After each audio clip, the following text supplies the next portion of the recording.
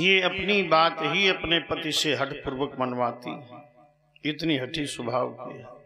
जो कहे वही पति से मनवावे। स्ववाक्य स्थापिका नित्यम। सुंदरी तो है, सुंदर कुल में इसका जन्म भी हुआ है, लेकिन संसारिक बातों में बहुत रमती है और कलह प्रिया, इसे लड़ाई बहुत प्रिय है। शांति प्रिया नहीं है ये, कलह प्रिया, इन्हें लड़ाई बहुत प्रिय है। ऐसी धुंधुली सूराज गृह कृत्य सुकृपणा कलह प्रिया। कृपणा भी है, कंजूस है, और कलह प्रिया, लड़ाई बहुत प्रिय है, और पति से विपरीत आचरण करती है। आत्मदेव कहें देवी मिष्ठान्न बनाओ, तो उस दिन अवश्य धुंधुली मिर्चान्न ही बनावे, उल्टा चले। ऐसा इनका दाम्पत्य जीवन, वो विपरीत एक दूसरे के। तो आत्मदेव उल्टा ही बोल करके कार्य चलाते हैं। यदि उन्हें मिष्ठान्न खाना है तो कहते आज मिर्चान्न खाएंगे, तो मिष्ठान्न बन जाता है। ऐसे ही करते करते जीवन व्यतीत हो रहा था नारायणो, लेकिन घर में संतान नहीं हुई। न पुत्रो ना पिवा पुत्री ततश्चिंता तुरो भृशम।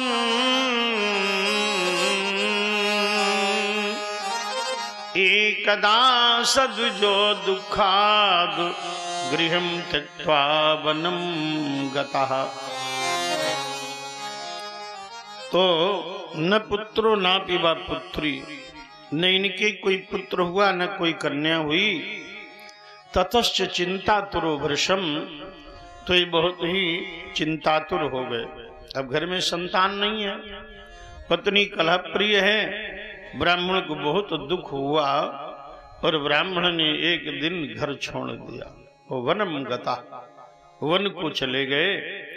और गर्मी के दिन थे, ग्रीष्म ऋतु, और घनघोर जंगल में ब्राह्मण चला जा रहा है।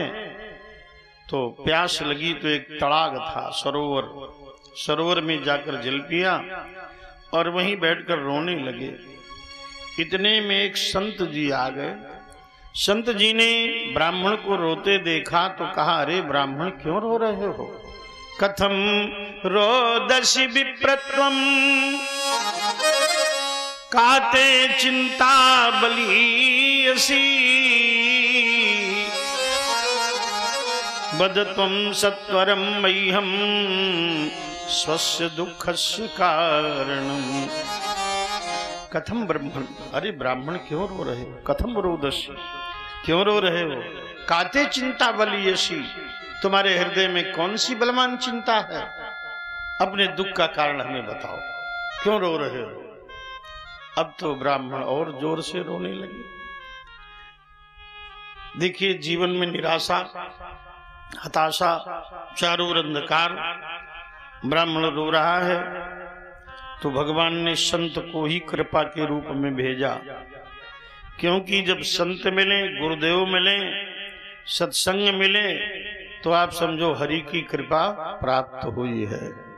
बिनु हरि कृपा मिले नहीं संता। हरि कृपा से ही संत और सत्संग उपलब्ध होता है। संत जी पूछ रहे हैं, ब्राह्मण अपने दुख का कारण बताओ। तो रोते हुए आत्मदेव बोले, किम ब्रवीमिरिषे दुखम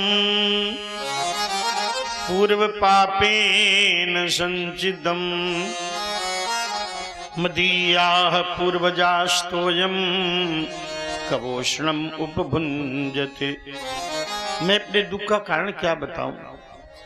मैं संतानहीन हूं, इसलिए मैं अपने पितरों को जब जल देता हूं, पितरों को ये आशा होती है पितर पक्ष में कि हमारे जो वंशज हैं, पुत्र हैं, पौत्र हैं, वो हमें जल दें। तो मैं जल देता हूं, तर्पण करता हूं, तो हमारे पुरखों को कड़ुआ लगता है, गर्म लगता है, क्योंकि हमारे पुत्र नहीं है, संतति नहीं है। पुरखे चिंतित हैं, वो सोच रहे आगे कैसे हमारा वंश चलेगा। तो उन्हें कड़वा लगता है, गर्म जल लगता है। जब मैं हवन करता हूं तो देवता आहुति नहीं लेते। ब्राह्मणों को भोजन कराता हूं, ब्राह्मण भोजन करने नहीं आते। मद्दत्तम नैव गृह्णन्ति प्रीत्या देवा द्विजातयः। देवता भी अपना भाग नहीं लेते और द्विजाति ब्राह्मण भी अपना भाग स्वीकार नहीं करते। मैं संतति विहीन हूं। मैंने विचार किया कि मैं एक वृक्ष लगाऊंगा और वृक्ष के फल होंगे, मैं समझूंगा मैं पुत्रवान हो गया। तो मैंने एक वृक्ष लगाया, वो भी फलहीन हो गया।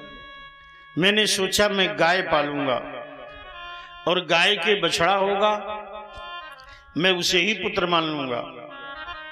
पाल्यते या मया धेनु सा बंध्या सर्वथा भवेत यो मया रूपितो वृक्षः सोऽपि वन्ध्यत्वम् आश्रयेत। मैंने गाय पाली, वो भी बांझ हो गई। मैंने फलदार वृक्ष लगाया, वो फलहीन हो गया। मैं बाहर से भी फल लाया, घर तक आते आते वो भी सड़ गया। मेरे भाग्य में फल नहीं है, संतान नहीं है। मैं प्राण देने आया हूं ईश्वरता के तट पर। संत जी बोले, ये शरीर परमात्मा का दिया हुआ उपहार है, मंदिर है जिसमें भगवान विराजते हैं। इस शरीर को नष्ट करना महापाप है, और जब तुम ये शरीर नष्ट कर आत्महत्या करोगे तो तुम्हें नरक की प्राप्ति होगी। अशूरिया नाम ते लोका अंधेन तमसा व्रता ते ताम अभिगच्छन्ति एके चात्महनो जना। श्रीमद् भगवद गीता में कहा भगवान ने, जो आत्महत्या करते हैं उन्हें घोर तामिश नरकों में, प्रेत योनि में जाना पड़ता है। इसलिए ब्राह्मण, तुम वेदज्ञ होकर भी आत्महत्या करने जा रहे हो, घोर पाप है। लाओ तुम्हारे मस्तक की रेखाएं हम पढ़ें, देखें तुम्हारे ललाट में पुत्र लिखा है कि नहीं। तद्भालक्षर मालाम वाचयामास योगवान।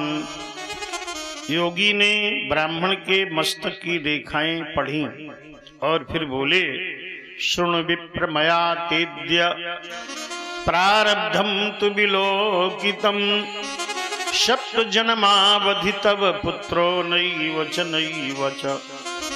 हे ब्राह्मण, मैंने तुम्हारे मस्तक की रेखाओं को पढ़ लिया और मैंने जान लिया, सप्त जन्मावधि, 7 जन्म तक पुत्रो नैव च नैव च, तुम्हारे पुत्र नहीं होगा, नहीं होगा। अब पुत्र लेकर क्या करोगे? क्या पुत्र और धन ही सुख का कारण है? ना। राजा सगर के 60,000 पुत्र थे और कपिल मुनि के शाप से 60,000 भस्म हो गए। राजा सगर की मृत्यु बड़ी दुखमयी हुई। ऐसे ही राजा अंग का पुत्र वेन कुपुत्र हो गया, दुखदाई हुआ। इसलिए पुत्र के मोह में मत पड़ो, तुम सन्यासी हो जाओ। रे मुंचाद्य कुटुंबासाम सन्यासे सर्वथा सुखम। अरे कुटुंब की, पुत्र की मोह ममता छोड़ दो और सन्यासी हो जाओ।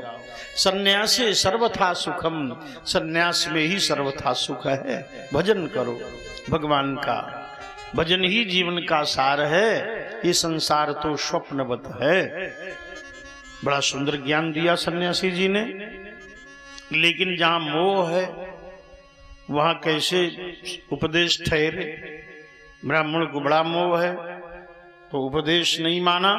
बोले ये तो हम भी जानते हैं। अरे भाई, जो जाने तो उसको माने, और जो जानता तो है लेकिन मानता नहीं तो जानना व्यर्थ है। ब्राह्मण बोले हम जानते हैं, हमें उपदेश मत कीजिए, हमें पुत्र दीजिए। विवेकेन भवेत् किम मे पुत्रम देहि बलादपि नो चेत त्यजाम्यहम प्राणान त्वदग्रे शोक मूर्छितः। हमें विवेक की आवश्यकता नहीं, उपदेश की आवश्यकता नहीं। पुत्रम देहि, हमें तो पुत्र दीजिए। और बलादपि, हमारे भाग्य में नहीं लिखा है तो बलपूर्वक दीजिए। और अगर नहीं दोगे तो तुम्हारे सामने सरिता में जलाशय में डूब जाएंगे और ये ब्रह्म हत्या तुम्हारे ऊपर पड़ेगी। अब सन्यासी और घबराए कि हमारे सामने ही प्राण छोड़ने जा रहे हैं।